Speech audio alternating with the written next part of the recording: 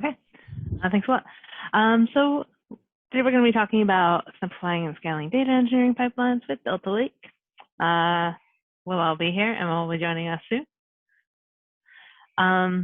We can give you these slides after this is all done.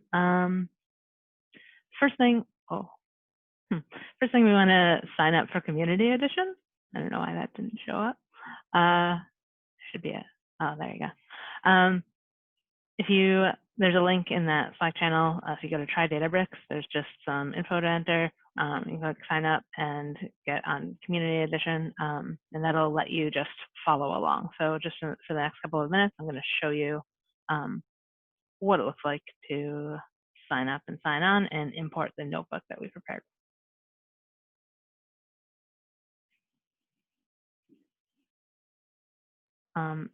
This is where you'll try signing up, and then I'll give everybody just a couple of minutes to do that if you want. And then I'll walk you through just how to import the notebook. This is the Databricks Community Edition environment. It gives us access to a managed Spark service and it allows us to use Delta without really doing anything except for signing up.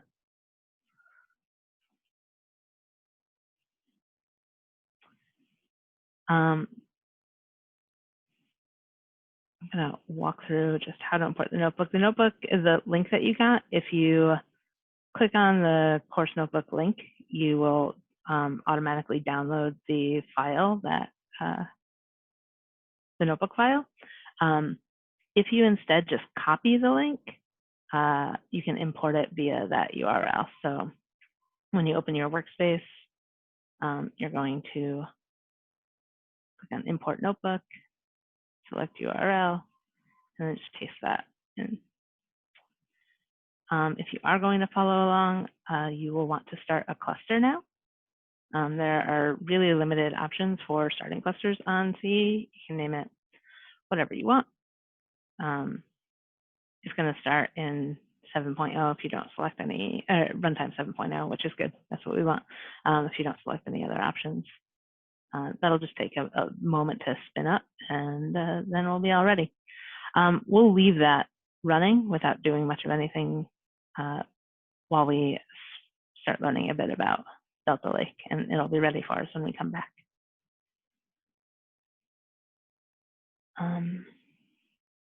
Give me 1 second for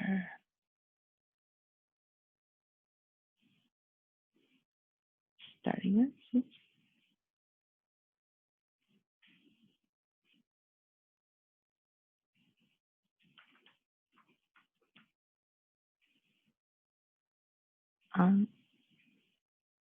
Emma should be in, I think Emma is in this Zoom. Can we promote her to presenter?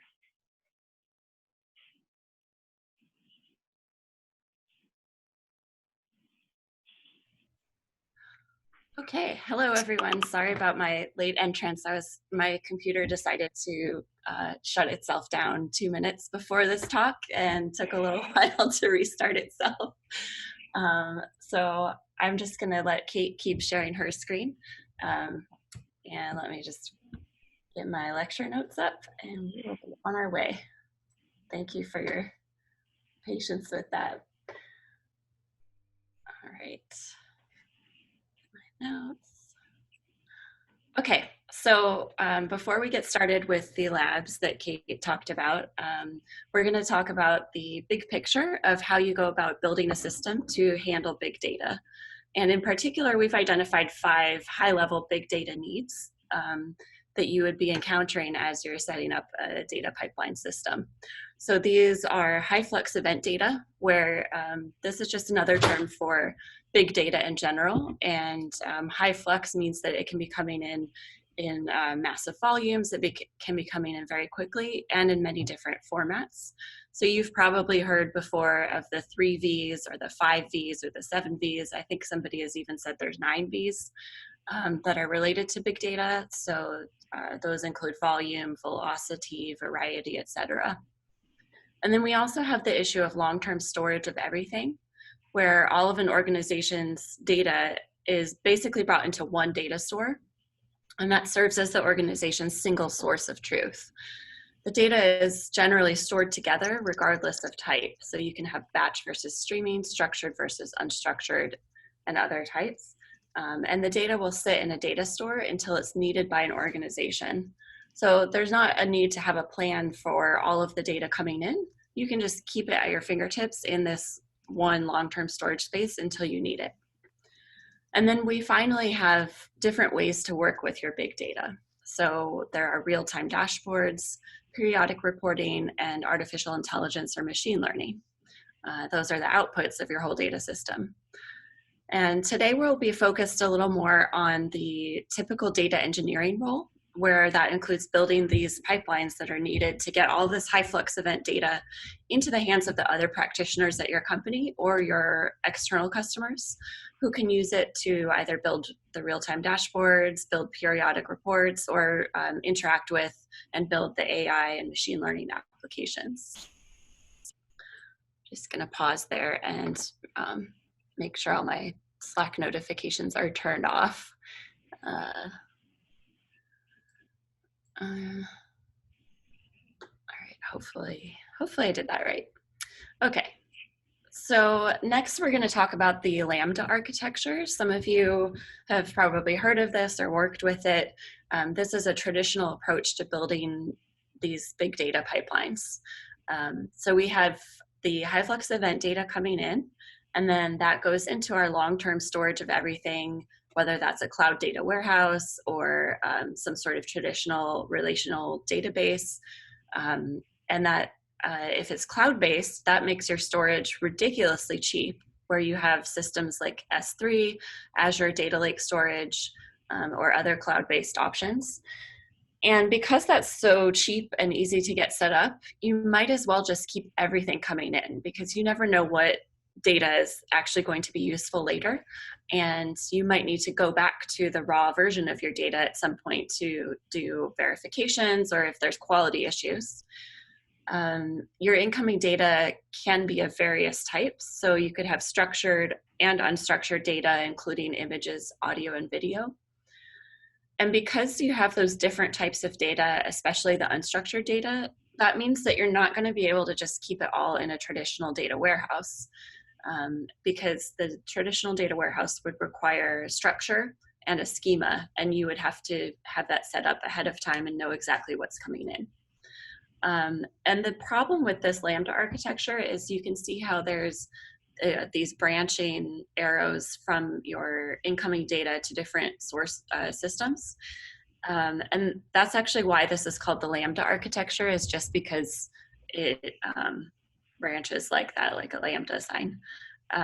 So because you have the original incoming raw data going into different sinks and systems, you end up having to maintain separate sources of truth. So you don't have one single source of truth, and you don't have just one system where all of the processing is being done in the same way. So we'll talk about some of the challenges encountered with the Lambda architecture or other traditional architectures that are involved with building your data pipelines. And I should mention that this is focused on if you're working with data lakes. So that Lambda architecture and these challenges are all based around data lakes, since you can't use a traditional data warehouse anymore with this varied big data. So the data engineer's dream is that a typical data engineer is trying to do a simple, cost-efficient pipeline to process data continuously and incrementally as new data arrives without having to reason about batch and streaming. You would want to be able to combine your batch and your streaming workloads into one data pipeline without having to build in complicated logic to write different pipelines for these different types of data and then join them later. Excuse me.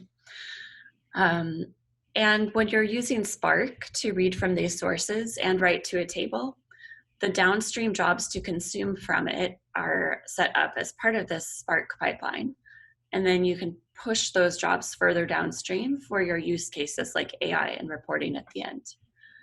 But there are a lot of problems that a data engineer runs into during this journey. And if you'll excuse me for 1 second, I'm going to grab some water.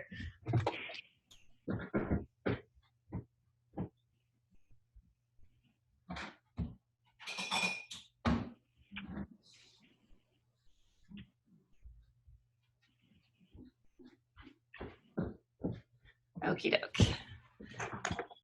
Again, thank you for bearing with me with the unexpected things that came up this morning. All right. So we'll go through this data engineer's journey. Let's see. I just realized I'm looking at my screen and not the. Okay. So for a typical job, you would have events that are landing in Kafka or some other stream server. Typically it's Kafka, that's the most common one. And you would be setting up a streaming job using Spark to write data into a table continuously. There could be other sources. You could be using S3 or ADLS as your source to write into this table sync. But this is just a kind of typical illustration of what that might look like. So once it lands in the table on the bottom left of the screen, users are going to try to stream from that table and then process it downstream. And the first problem that you might encounter is that the Spark job or any framework that you're using to access that table is going to get exponentially slower because of I/O bottlenecks. So at this point, reading small files will be very slow. And if let's say you're ingesting once an hour and you're dealing with big data, you're going to end up with a lot of small files very quickly, and that's going to just bog down your whole system. All right, and then the typical job, sorry. Yeah, that's the right slide, thank you. So the first job is you add that batch and wait for an hour or so maybe. And once all that data lands, you would do a compaction. So this is the table at the bottom in the middle, where maybe you're compacting that data every hour to create those right-sized files. So you're trying to optimize all those tiny files. And then at that point, because you're doing that hourly compaction, an hourly partition gets introduced. And then your downstream jobs have to wait an hour for the upstream data to arrive. And this gets even more complicated if you have a scenario that's very common where you have late arriving data. An example of this might be your web servers go down and then they come back up. And then after that data arrives, it's late and it needs to be processed again by the downstream job. So you've already got pretty significant delay introduced into your system.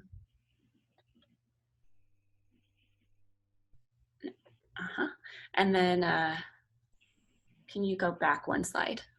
Sure thing. For like 5 seconds. So sometimes this few hours of latency will end up that you're not able to satisfy your business needs. So you might have an SLA, a service level agreement, that you're operating within and you're beholden to fulfilling. So this latency might make it that you're not fulfilling that SLA. And you also have to account for those real-time needs in your system. So if you have an end user who needs fresh data every hour and you've got this few hours delay introduced, then you're going to have a problem. Next slide. All right, so now to address this issue of needing that real-time data at the end, the engineer would have to set up 2 parallel pipelines. So they would be adding another one for streaming in order to consume the data from Kafka, in addition to the batch pipeline that we just walked through, to create that real-time table at the end. And there would be some system at the end, so this unified view representation, where these 2 tables would be joined into a unified view of your data. And that obviously can also introduce some more complexity. So the complexity of our data pipeline has now increased by 3 times with the 2 pipelines added and the unified view at the end. And all of these need to be maintained and synced and make sure that users are getting the correct, true, real data. Next slide. And this entire development process has to be done separately for both places and both of those two pipelines. And you have to do your validation and your QA to make sure your production jobs are working as expected. So that involves validating that both streams are providing the data to the quality level that you're expecting. Next slide. So a time-based partition for atomicity was used in our example pipeline. So if you reprocess, that means entire folders have to be deleted, and then you have to do an atomic republish. So obviously that's going to blow up your partitions, do that republish, and that's going to end up being really clunky. Updates and merge also get more complicated with this data lake, where users have to read the entire partitions, then change those records in memory, write them back to the partitions, and those partitions have to be individually updated as you merge them back in. So again, this is an added layer of complexity. All right, and going back to our data engineer's ideal system, we would want to be able to process data continuously and incrementally in a cost-efficient way, where we don't have to build in all that logic and reasoning in the complex multi-stream architecture, where we can combine the batch and streaming into one unified job. So fortunately, there is a tool that has been developed that will help you do that. So let's look at what this might look like using structured streaming with Delta Lake to solve these problems. So here's our big picture architecture again, but this time instead of having the Lambda architecture with the two splits, we have a unification of batch and streaming, where we have a continuous data flow model. You're using the same engine that you are using for your other data pipelines. You can use the same APIs, and it's all the same user code. You don't have to reason about the system complexities separately and write different code for the two processes.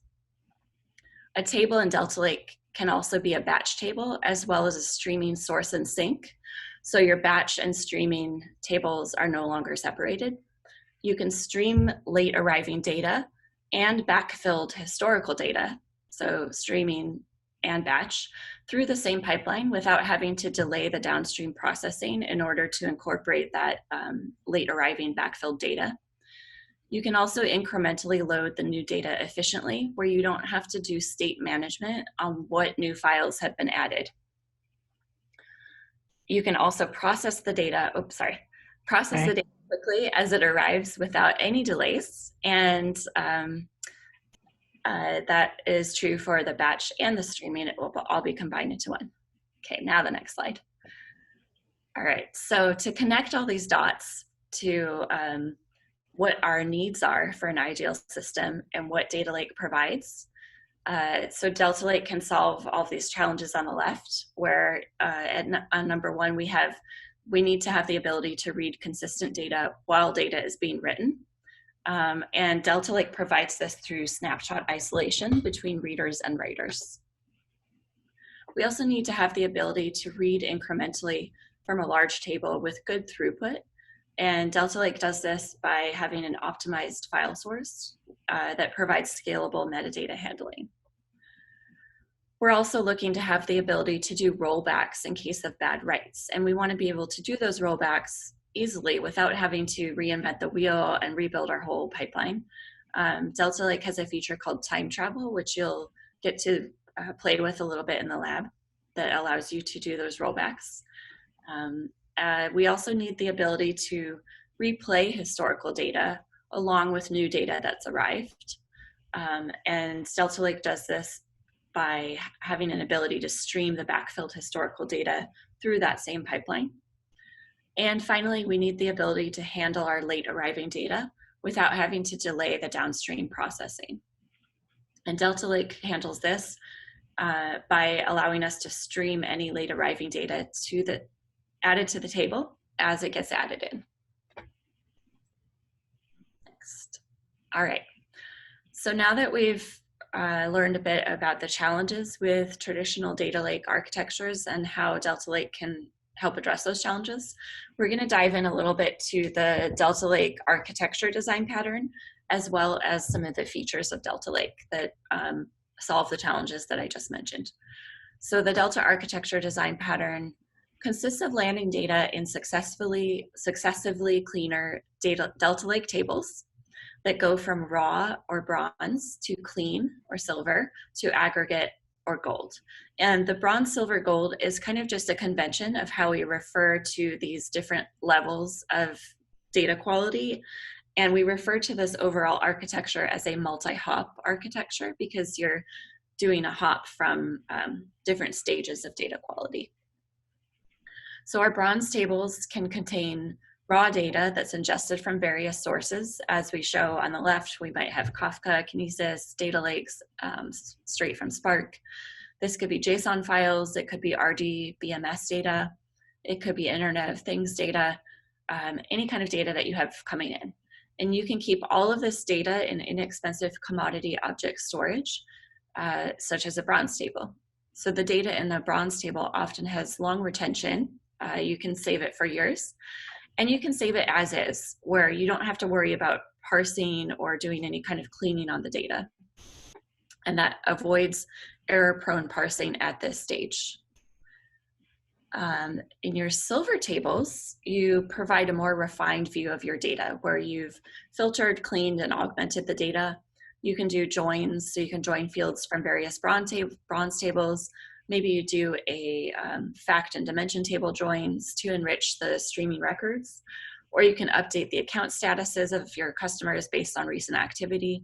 Any kind of cleaning, normalizing, joins, things like that is what goes into your silver tables. So your silver tables are where you start to have that concept of the single source of truth for your data. And then your gold tables will provide business level aggregates that are often used for reporting and dashboarding. So this could include aggregations like daily active website users, weekly sales per store, or gross revenue per quarter by department. And that would usually be related to one particular business objective. So you might have different departments within your organization that are asking you for specific dashboards or specific views on the data, where they might not be very technical people. They might not want to go directly to the silver tables and write SQL queries. They just want you to package up that data and provide it to them. And your gold tables are where you will do that. And the end outputs of your gold tables would be actionable insights, dashboards, reports of business metrics, and your AI and ML applications. By considering your business logic at all steps of your ETL pipeline, you can ensure that the storage and compute costs will be optimized by reducing unnecessary duplication of data, and you would be limiting ad hoc querying against the full historical data. Now that we've looked at how Delta Lake can help solve some of those challenges, and we've seen this multi-hop architecture, we'll move into talking about some of the Delta features.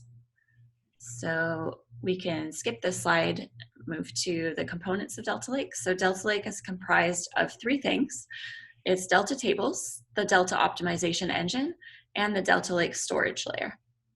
So now we'll move on to the next slide and talk about each of these items separately. So first we'll talk about the Delta Tables. A Delta Table is basically a result of a set of actions, and it consists of three things. First, you have data files. So Delta files are in Parquet format, and they're kept in object storage. So that would usually be your cloud storage. Delta Lake by design uses Parquet files that are sometimes, we just refer to those as the Delta files, to store your data in object storage. Parquet files, if you haven't heard of them, are a state-of-the-art file format for keeping tabular data. They're faster and considered more powerful than traditional methods for storing tabular data because they store data using columns instead of rows. Delta files leverage all the technical capabilities of working with Parquet files, but they also track your data versioning and metadata. And the Delta files store transaction logs that will keep track of all of the commits that have been made to a table or object storage directly to provide ACID transactions. Next, as part of the Delta tables, we have the table registered in the metastore. And you should note that this part of a Delta table is optional, but we can register the Delta table in the metastore, where this creates sort of a pointer to where the data is actually located. It makes it easier to work with your Delta table, especially using Spark SQL. And this is where the data schema and the metadata are saved, along with any changes to the table that are stored as ordered atomic units called commits. And those are saved automatically in a directory called Delta log. Finally, there's the Delta transaction log that's kept with the Delta files in object storage. And this transaction log is the piece I just mentioned of having an ordered record of every transaction that's ever been performed, so every commit on a Delta Lake table since its inception. These transactions are all stored in that transaction log and written out as JSON files. And as I mentioned, this is created automatically when you do a file conversion to Delta files or when you're writing Delta files to object storage.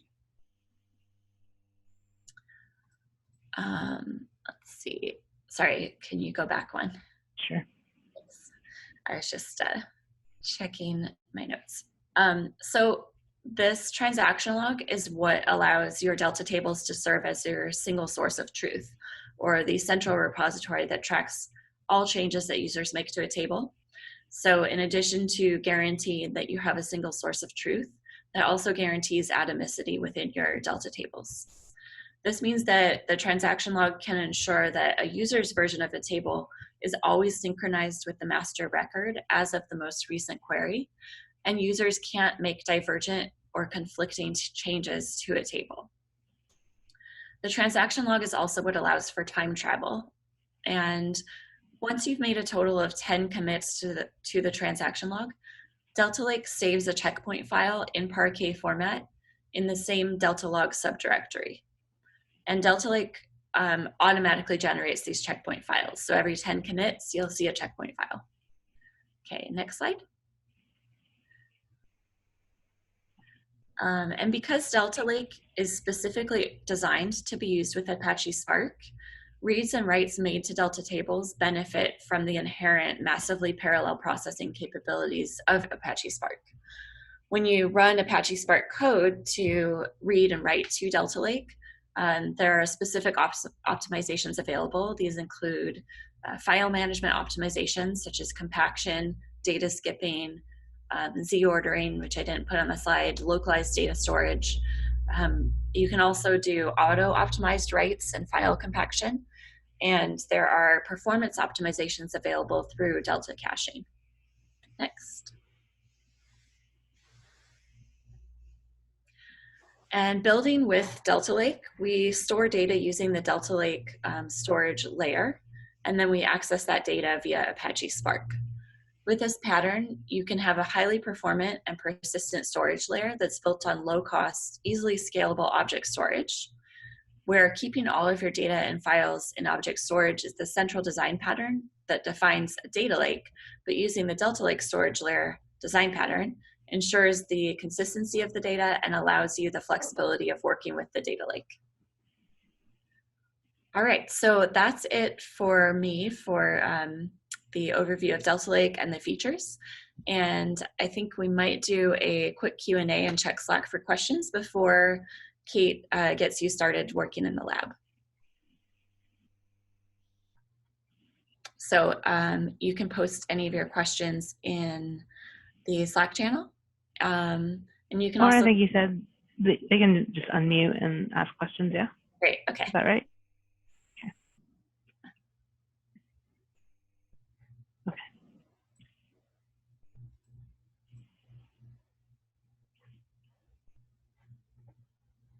Well, if there are no questions, we can just go ahead and start with the lab.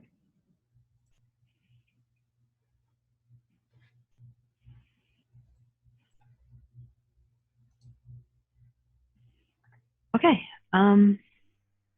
Well, feels like we're pretty ready to get started. So your cluster should be up and running now. And if you All right. If you imported the link, you'll have a folder that looks like this. We're going to start with Lab 1. We're going to see some of the things that Mola is describing in practice. We're just using small files, so it's a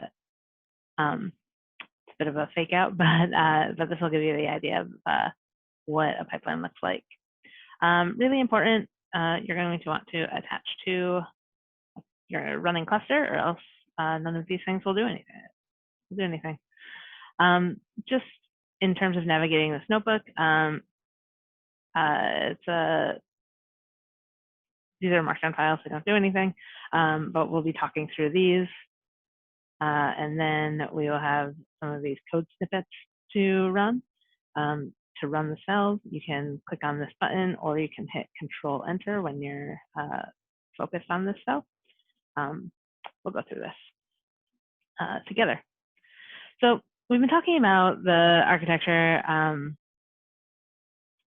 to address these specific needs, right? We need high flux event data. We need to have long-term storage, live dashboards, reporting, and artificial intelligence. And we are working off, this proposition that Delta is going to be able to, Delta Lake can facilitate that. So as Emma was speaking about, this is an example again of that multi-hop architecture. We're going to, in this lab, we're going to take you through from raw to silver to an example of what a gold table looks like. So our first step here is going to be to download the raw data. We use Kafka as an example in the slides. We'll imagine we're taking a similar kind of data here. We just made the data available from static files. So we'll just have to first download those. We can do that using this wget. Also, a thing to note about the notebook, this default language is Python. You can also run shell commands like using that %sh. So when we run this, that's just going to get those files and download them to your system. We can do a double check that we got all of those files. They show up here by running this command. All right, the first thing we want to do, want to make sure that when we run this notebook, we will be able to run it again without error. So we need to just make sure that we're clearing the file name before we get started. Right now, all of the names you see probably say Kate Sullivan. You should put your own name there. Don't put a space. Okay. That's going to set up our health tracker file path. This is not as important in Community Edition because if you created an account just now, you're probably the only one in it. But when you're working in a shared workspace, which is usually how you'll interact with notebooks, it's super important that you don't clutter up the main space. So I'm going to put Kate Sullivan back. But you're going to put your name in there and then just make sure to run this cell. Again, you can click that button or you can just hit Control Enter. So that true says, like, I have run this notebook before, so I already have this in place and it had something to remove. If you don't have anything in place, it probably said false. We're also going to create a Databricks database with our name, and that should output just an empty data frame. All right, now let's take a look at these raw files. These are multi-line JSON files, and the example for them is right here. We will have to read each of these in. So first thing we want to do is we're going to move these to the raw directory. DBUtils is called out right here. If you want to learn more about how that works, you can, but we're just going to move these files using DBUtils, and then we're ready to load the data into the bronze table.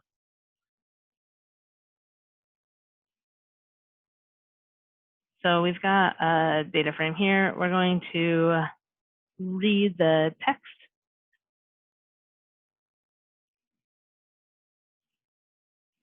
Oh no. Oh, right. Wow. That is a good example about what happens if you don't run all of the cells. Okay, so I moved those files into the right space, and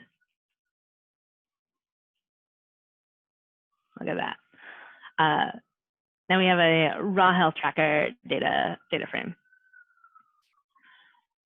All right, so the first thing we are going to want to do here is add a month column. We're going to use this as we move the data around later. And then let's just take a quick look at our data and make sure everything's going exactly as we hoped. Okay, so we've got this. It looks a lot like the example that we showed. We added a month column that contains the month of all this data. We can see that this is just all data from a single month in 2020, January. All right.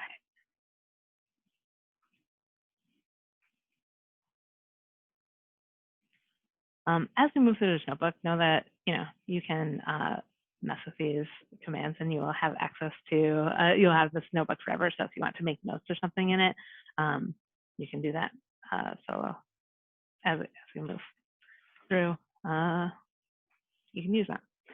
All right. So we took a look at this data. We know that this value column is a string and the month is also a string. Now we are ready to write to our bronze table.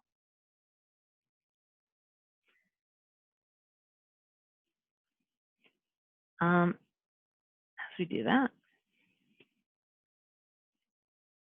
the next thing we're going to do is actually to remove the files, and that's just to simulate that this data may just become available after a short period of time. So we want to keep our systems clean and remove that. Okay. And now that we've got this from raw text into sort of a more ingestible form, we can start working on the slower table. So in this data frame, we're going to read using Delta.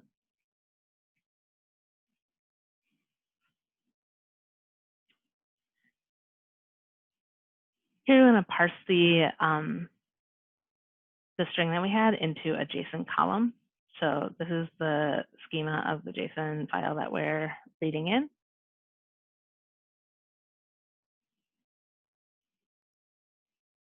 And that's going to show us, if we check that schema, we can see that now we have a new column that is the JSON file, and that shows us the format.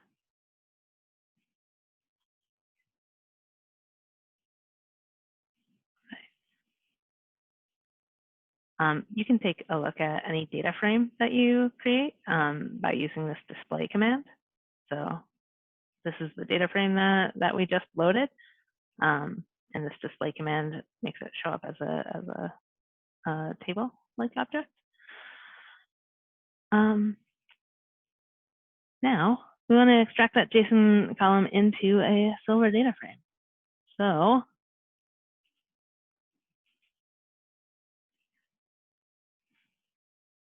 we've gone ahead and we've created what that will look like.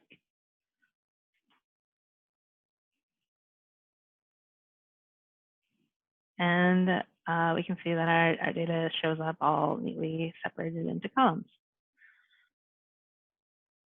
All right.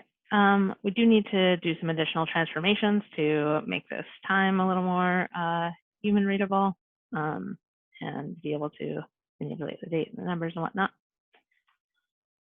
I'm going to run this to create the Silver Health Tracker data frame, which we can show off here.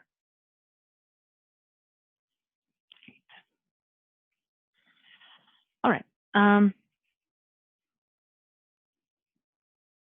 we're going to write the data. We're going to load the data after the transformation. Notice that we use mode overwrite here in case there's anything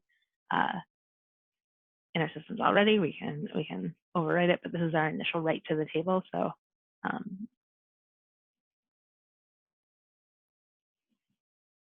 should be clean.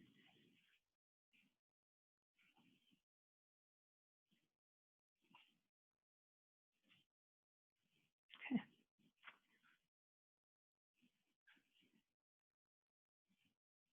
All right.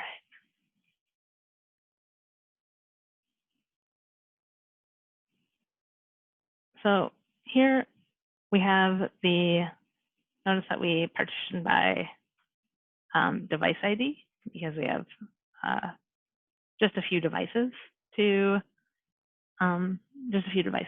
discover here. So all of these have been written to separate files in Delta.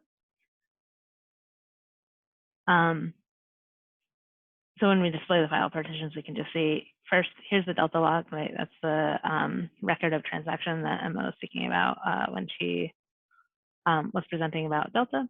And then we've got each of these partitioned as separate files. That'll help us later when it comes to some of the optimizations that are available in Delta, like file skipping and things like that. Okay, so now we're going to register a silver table. So you already have created this table in Delta, and you can, it's accessible to you, but we're going to also register in the Metastore. Every data deployment, including this community edition offering, has a central Metastore that's accessible by all of the clusters that keeps metadata about all of your tables. We need to do this to be able to query the table in Spark SQL, which we'll be using later. Well, next even. And actually, that's what we'll do to register the table. So anyway, this step, this registering the silver table, is just there to make that table available via Spark SQL. So we'll drop that table first if it exists, again, just to keep the notebook running. If you tried to run this command without, if you tried to create this table and you had already done it, then you would get an error message. So we'll just run that drop table if it exists as a safeguard, and then we'll create that new table using Delta in the location that we named earlier, with the indication that it is a silver table. When you're writing a table like this, if you're not familiar with Spark, you can identify whatever location you want to write to. So we're actually writing these to 3 different places that persist. So we wrote to a bronze location, that data exists. We're writing to a silver location. Eventually, we're going to write to the gold table. All right. Really quickly, just so we can get an idea of what our data looks like what we've been reading in. Sorry, I'm not sure I mentioned this. The whole sort of context behind this data is that we're working with some health tracker data. And so it is just tracking like heart rates over the course of a month. That's why we have it. So we have it partitioned by device. There are like 5 people who have participated in this, 5 fake people who have participated in this, and we have all their data here. So you can get a sense of what the data looks like if you run this command. And then it'll just show up as a table right away. But if you click on this button, and then you click on plot options, you can follow the instructions right here, or I'll do it. But you can follow the instructions right here to come up with, take a look at the chart that we want to see. So I'm going to move this around. By time, I want to group by device ID, and then I want to show the heart rate.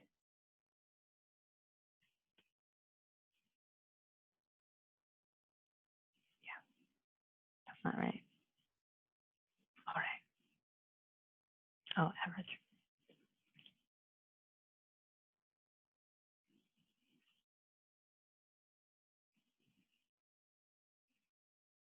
Okay. Okay. So what does this all mean?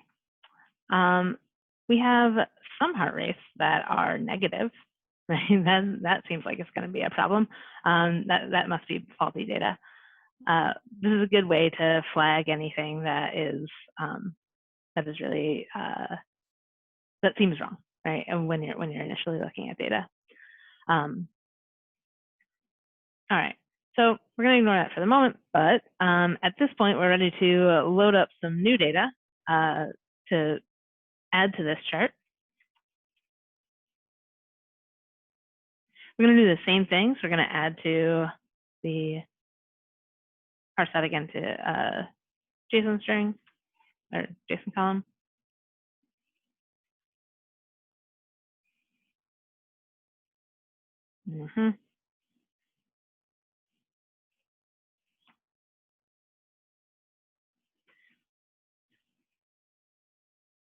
So this new data,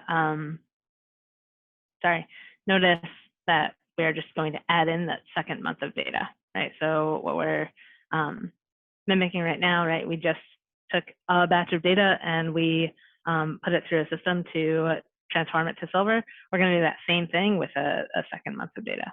So we're putting it through the same set of processes.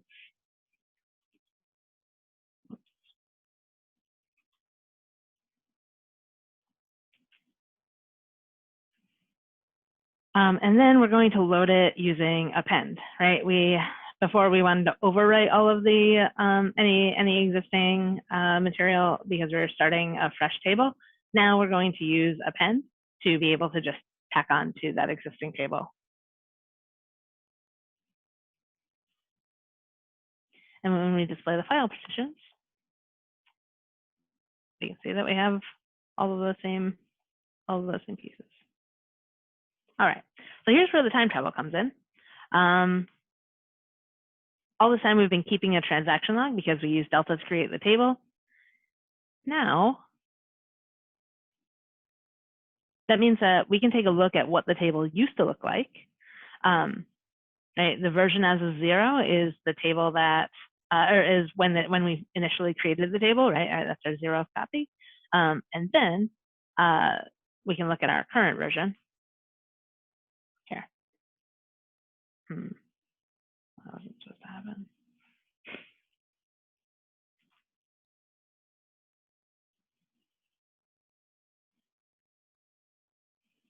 I don't know what went wrong there.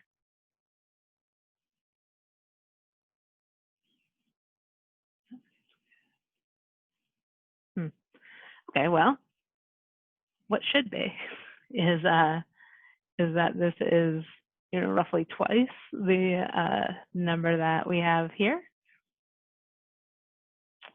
I'm certain that's not the fault of time travel.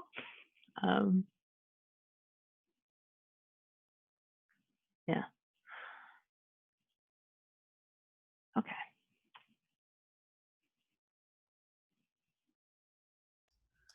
And there are, I see a couple of questions here in the Zoom chat. I'm happy to answer those, Kate. I have a feeling your second batch of data just didn't get loaded in correctly. And so when you wrote to append, nothing got appended.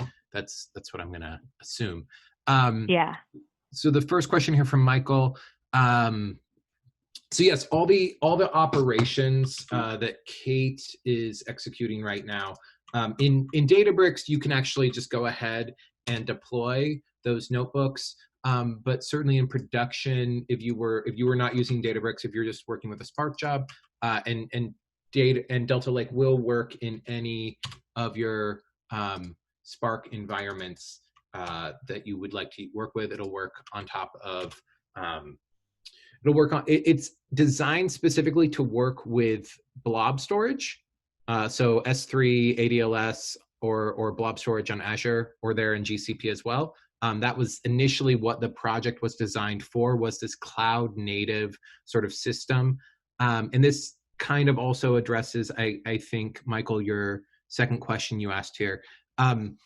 More so, I would say that it sought to bring the type of functionality that you saw running Spark or Hive on HDFS to those cloud object stores, right? Because of the overhead and the network that was associated with being able to push down predicates against files stored in object stores rather than in attached block volumes, you saw significant speed. You saw, these significant latencies associated with trying to access metadata that are stored in those Parquet footer files. So the big thing that Delta Lake is really bringing with it, right?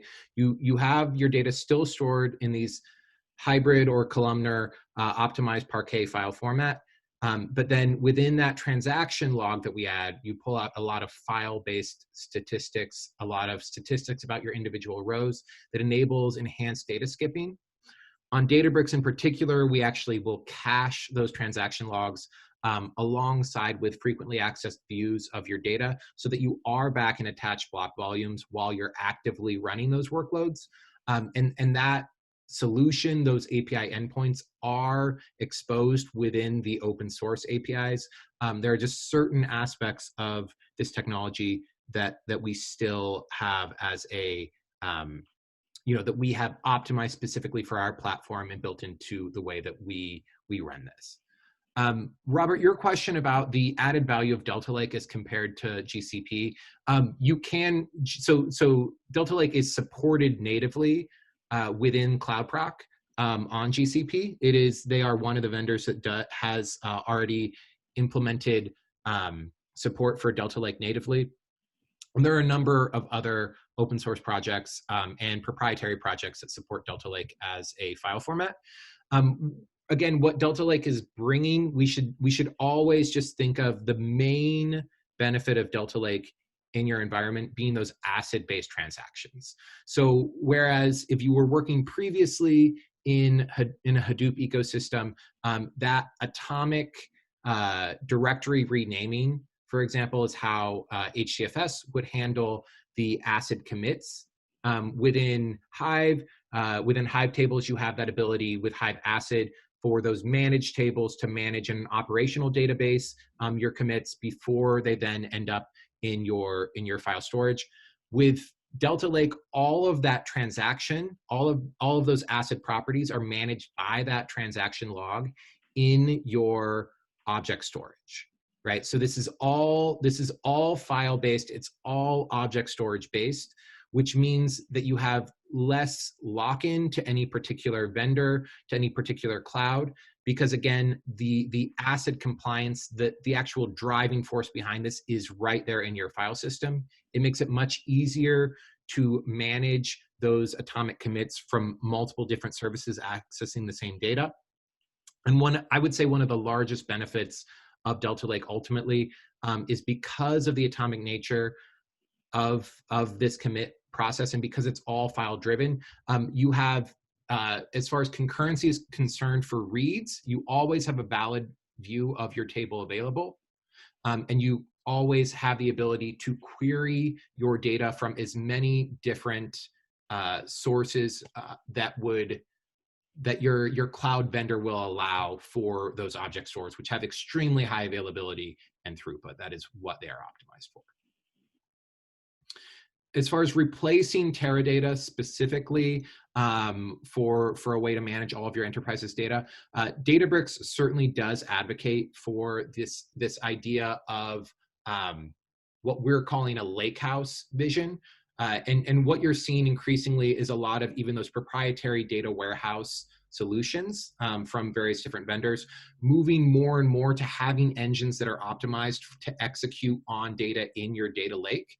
Databricks specifically, our model is to decouple the cost of compute from storage, right? Spark is that compute engine. Databricks is just a compute company. Delta Lake is an open source storage format where you're only paying for the data that you have in that in those object stores. You're not actually paying for a data storage solution.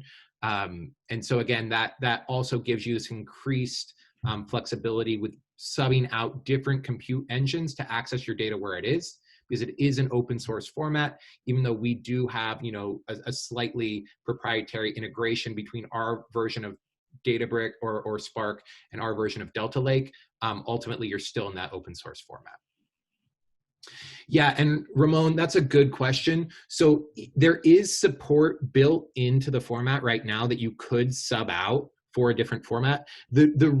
the reason that we chose Parquet over ORC, for example, is not that it's necessarily the better format of the two, right? ORC certainly has its benefits. I would say part of that decision was motivated by who was winning that war between Hortonworks and Cloudera at the time, which certainly drove some of that development or that migration toward Parquet. Secondly, Spark, with the introduction of the data frames API in Spark 2, you saw Parquet become the default format for working with data in Spark. So that's why we chose that. But I do expect to see support for other formats in the future. Again, one of the options in the metadata log is to describe the underlying file format. So the open source community could certainly contribute support natively for ORC files or Avro files or any other format. The transaction log is specifically just managing the metadata about those files, right? And then about which of those files have committed. And then we have, we've built into Spark some special handling for how those files can be optimized in loading once we get into that Parquet format.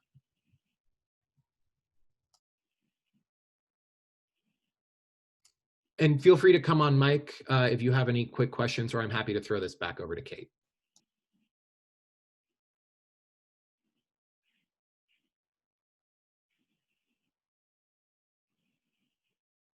Okay. So I did not locate the problem. So sorry about that. I'm not sure what's happening. So I'll show you where we're at. We do have a string. We do have a file string here. We did read it in, but I'm not getting the second bronze table is not loading, and I don't totally know why. So I will have to attend to this more in the break. Let's move forward. In fact, we had that bit of Q&A. We're going to take a little break. We could be ready to just move on to the next lab. So this should be that we have moved some files from bronze to silver table. The idea being that now we have a pretty clean table, certainly cleaner than our raw file strings that we started with. And in the next lab, we'll go ahead and move from silver to gold. So to navigate to that, you can just click on Workspace. And the next lab is called Lab 2. Trying to get rid of this. You will have to define your name again at the top of it just to find variables here.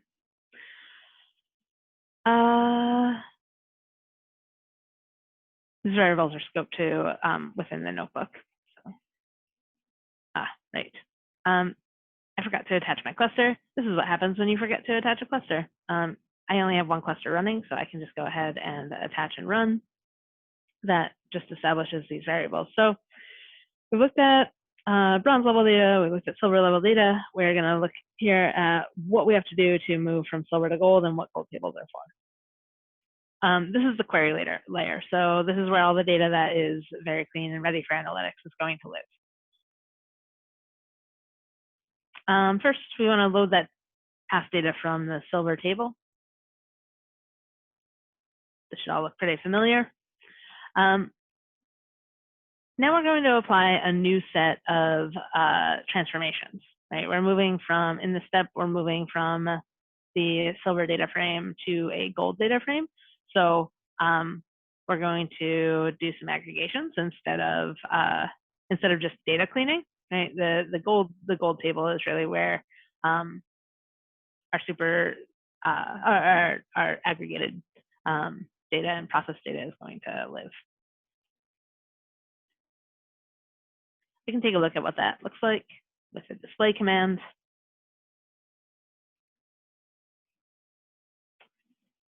And we can see, still the device IDs, but these have all been averaged. We have the max, we have the standard deviation. Next, we're going to go ahead and write that data actually to disk in the Delta format. So this will get logged in our transaction log, and it'll create this. This Delta file. Again, to be able to use this with Spark SQL, we're going to have to register the gold table in the meta store. So I'll go ahead and do that.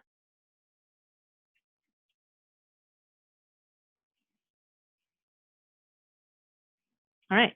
Well, good news. We've got another month of data. Let's see how that goes.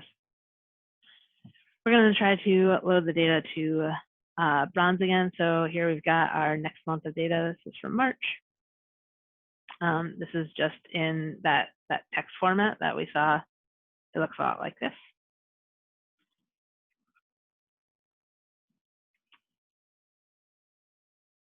Okay.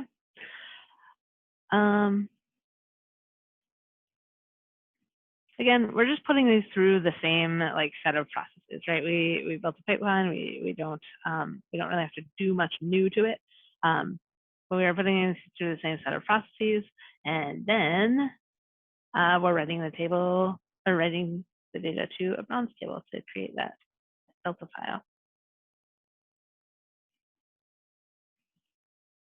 All right.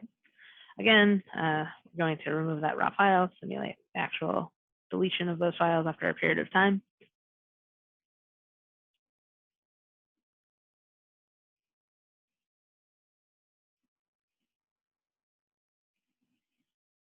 All right. We go through and create this bronze level data again. And then we move on to creating the silver health tracker data frame. Again, we're still applying, you probably recognize these transformations.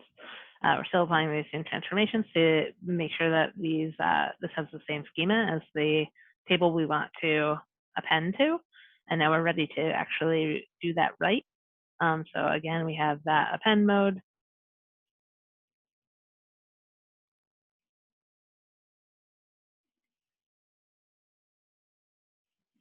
Let's try a count. All right, look at that. We added some data to the table. So now, if I do that, so this is showing our current table. If we wanted to do the time travel like we did before, we would.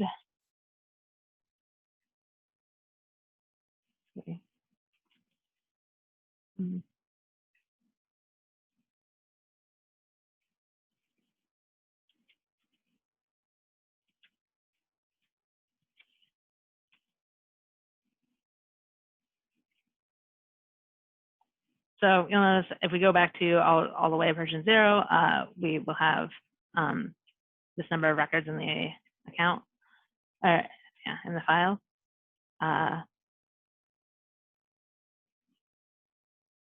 also appended to the table, but I appended nothing. So our version as of 1 is also 3720.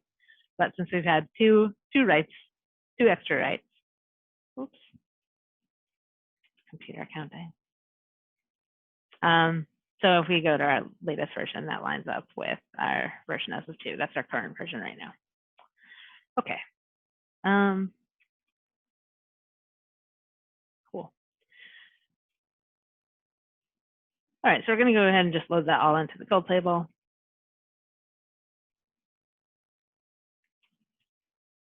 And what we end up with is a set of clean data that is ready to be served. Okay. So that's it for this particular part of this. But we gave you these notebooks so that you would have some code to sort of play with and experiment with. So if you want to learn more about Delta, there are a couple of links in here that you can use to access some documentation, and you can, this gives you like a basic framework to work with that moves your data all the way from our, bronze table to silver to gold. Cool. I think we are back for another round of Q&A, or we have a couple more things to tell you about what we just did.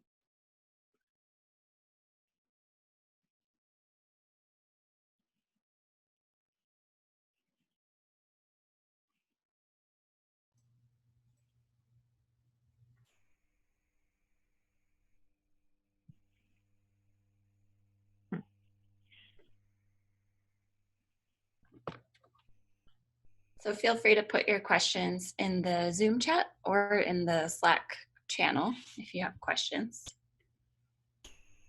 And if not, we can, Kate, I can start sharing my screen. Okay. And then I have some additional content about more features about Delta Lake. Sounds great. Mm-hmm.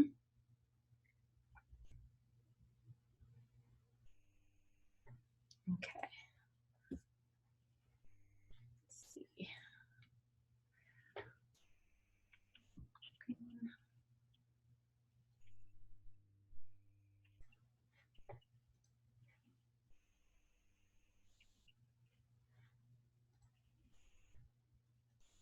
Okay, so we talked about the transaction log with Delta. So this is basically what the Delta transaction log looks like on disk. So we're showing the file structure where we have some Delta table called my table, the _Delta_log that gets automatically created when you create that table. And then each of the commits, so I mentioned that the transaction log contains a record of all of the commits as ordered transactions that have ever been performed on your Delta table. So the 000.json and then the 0001.json, those are each commits that have occurred on that table. So that could be any action that you take, like an add or a remove, or just some action that you've performed on that table. And then every 10 commits, you get that checkpoint. So we have a date, and then we have a Parquet file that contains the checkpoint. So that will make it more efficient that you can access the state of that Delta table at that time every 10 commits. So instead of having to recreate table as you roll back through history through every single one of the commits, you can just roll back to a checkpointed version.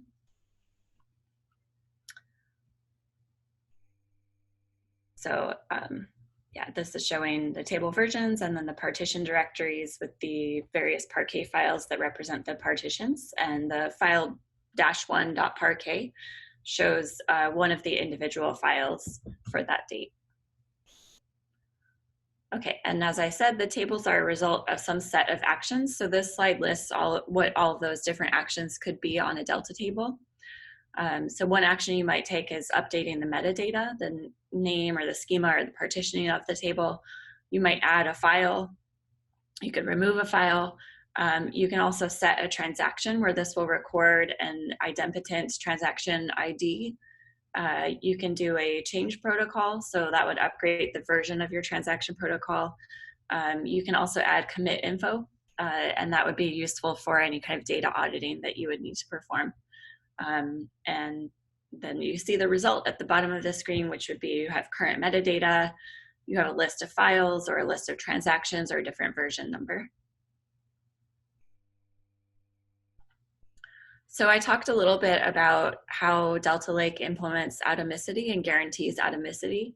And this is because of the transaction log where we have all the changes stored as ordered atomic units called commits. So like I said, each of these JSON files represents a commit.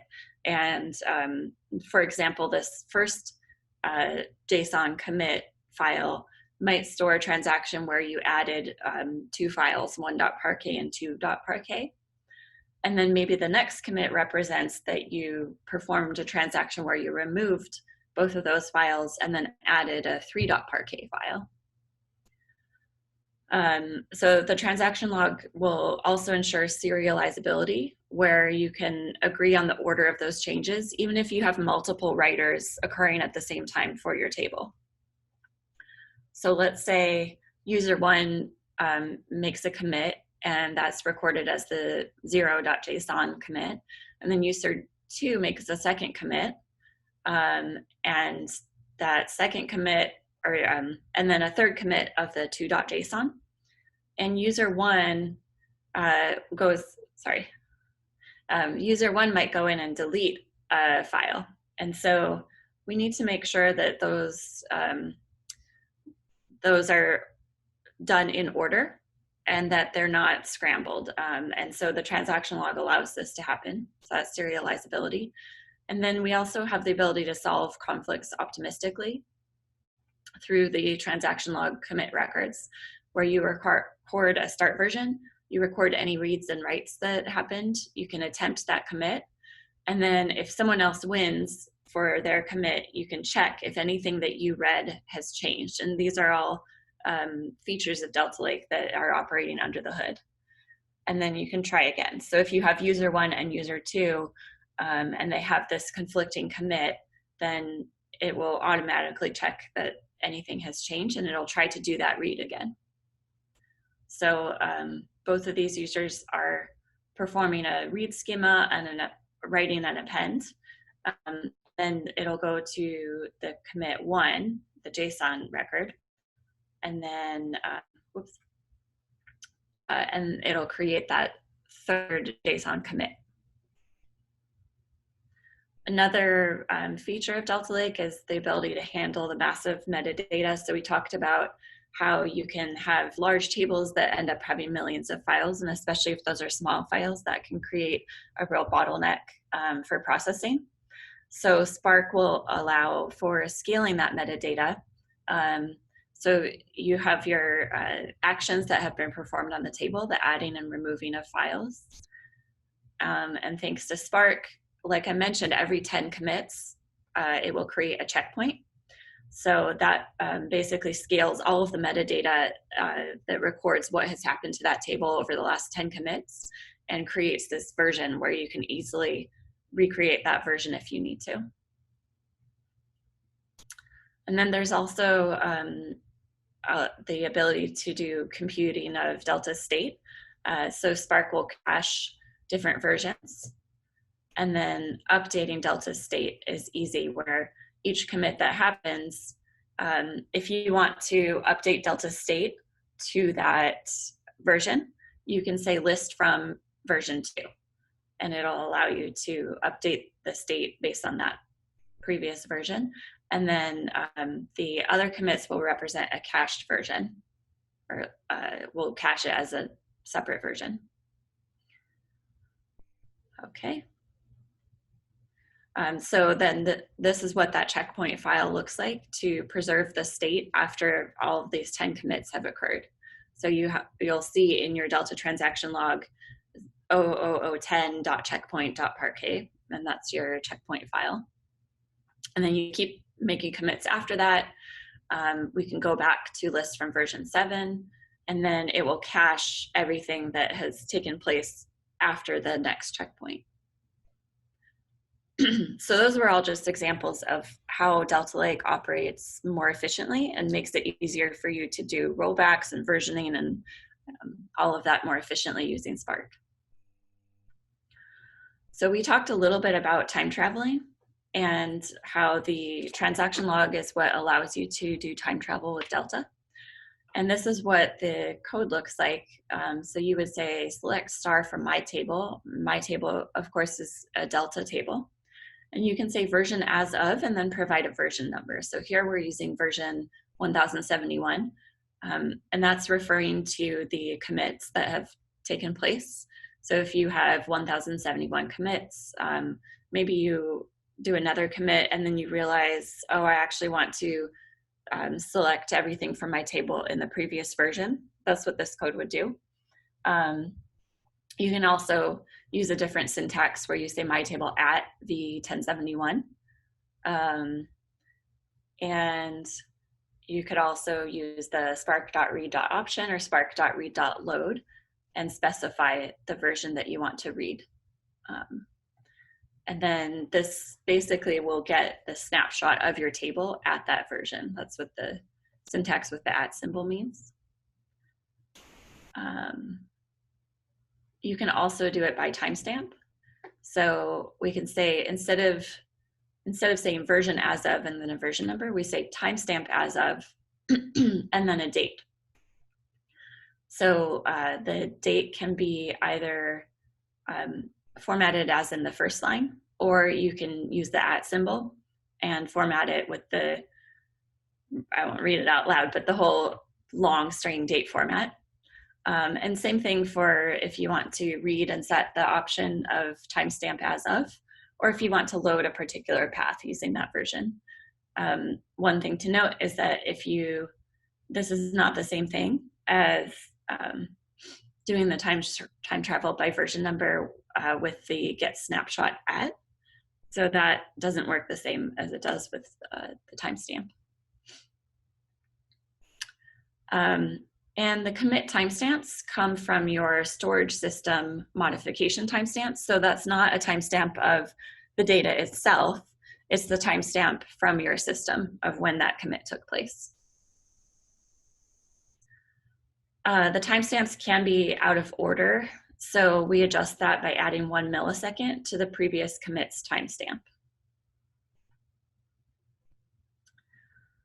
And then Delta operates under the Price is Right rules, where it's trying to pick the closest commit with a timestamp that doesn't exceed the user's timestamp. So if you are doing time travel and you're specifying by timestamp rather than version number, if you give it 1492-10-28 as your timestamp, it will find the closest version to that time without going past that time. So in this case, it would select the 1071.json as the version that it's looking for. Okay, some limitations. Obviously, it requires the transaction log files to exist. So one of the settings that you can put with your transaction log is a retention duration, and this is how long you actually keep those files. So I did say in the earlier lecture that the transaction log is a record of all of the transactions or commits that have ever been performed on a Delta table. But what I didn't mention is that there are caveats to that, where if you've set your retention duration to a shorter interval, then eventually you won't have access to those older transaction logs anymore. The data files have to still exist. So same thing here with deleted file retention duration. If you delete a file and then the retention duration is set to shorter than the amount of time that has passed since you're trying to query that file, then that file will no longer exist. So you won't be able to use time travel to roll back to that previous version of your data. And this is actually a good thing, because if you're trying to do deletions to comply with GDPR or CCPA, so any of the regulatory compliance rules where if a user requests that their data is deleted, you have to comply with that. It's not enough to just delete the data from your Delta table. You have to make sure that the actual underlying data has been deleted. So that's where the file retention duration comes into play. And this occurs through vacuuming. So if you've deleted the files, they still actually exist. Like if you roll back to a previous version, you can find them. But once you run a vacuum command, that means it will actually go in and clean out all of those previous versions from the transaction log. So you'll no longer be able to access those Delta files. So this is why time travel is not designed to be used on the order of months and years. Time travel is not, and the transaction log is not intended to be your long-term data storage solution. It's more intended, like if you need to do a quick rollback or you made a mistake, you can roll it back, but that might be on the order of weeks or maybe 1 month. It wouldn't be the record forever of your data. And this is because it's expensive to store, and computing Delta state over many months or years wouldn't scale. I think we'll skip the demo because I just wanted to give you a little bit of extra information about Delta Lake. Hopefully you're curious about some of the details of how it works, and you can try implementing it or using it. And we have, I think, about 10 minutes left for any Q&A. So again, if you want to post any questions or raise your hand and ask them over the microphone, you're welcome to do so. And Douglas is standing by to help Kate and I address those questions.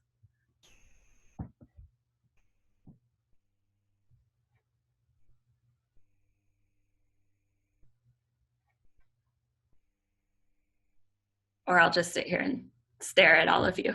Let's see. Douglas, have you seen any come in on the Zoom chat or over Slack? No, Michael had a question, but I think you already addressed that one. Okay.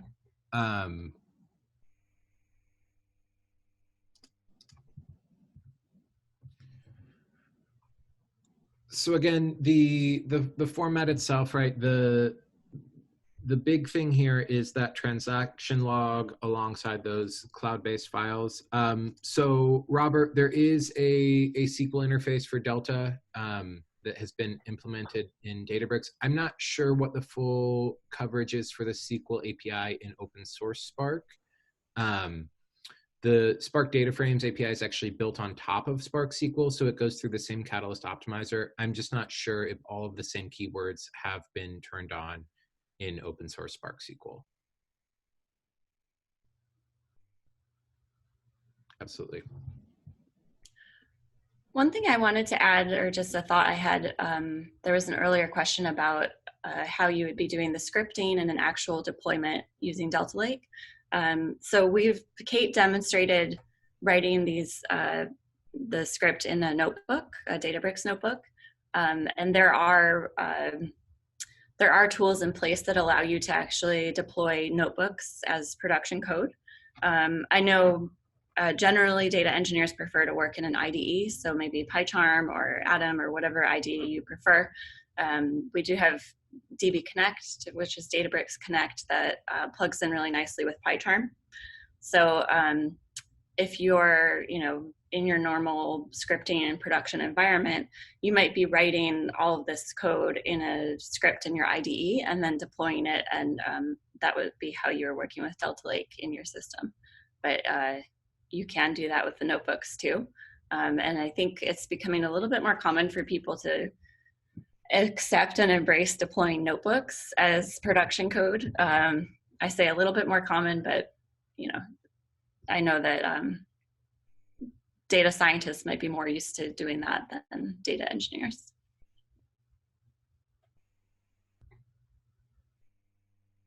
All right, I guess if there's no more questions, we'll go ahead and end it a few minutes early. Thank you so much, everyone, for taking the time to come to our session. Hopefully you found it useful. And feel free to post any comments or questions in the Slack channel for this session, and we'll stick around for a little bit and happy to answer any questions as they come in, or if you want to ping any of us in the private message if you don't feel comfortable putting your question in the broad channel, that's fine too. But thank you again. It was a pleasure. Sorry we couldn't be in Tokyo, but I'm glad to have seen all of you. Take care. Bye. Thanks.